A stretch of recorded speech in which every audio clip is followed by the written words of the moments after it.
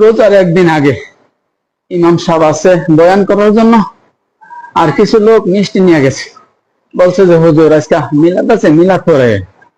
তখন বললো যে মুসল্লি ভাইরা, আপনারা মিলাদ পড়ানোর কথা বলছেন, মিলাদ কোরআন শরীফে নাই।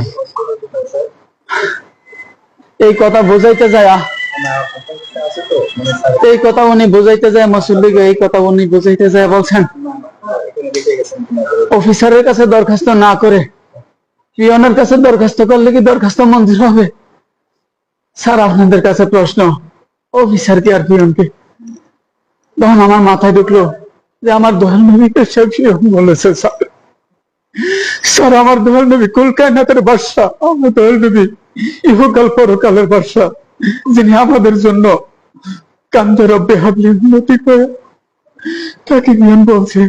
আমি মানতে পারি নাই, তাই কোরবানির 1 মাস আগে একটা অস্ত্র কিনে 1500 টাকা দিয়ে তার গায়ে লেখি নবীকে অপমান করার দায়ে তাকে কাতল করা হয়েছে। স্যার এর বেশি আর আমি কিছু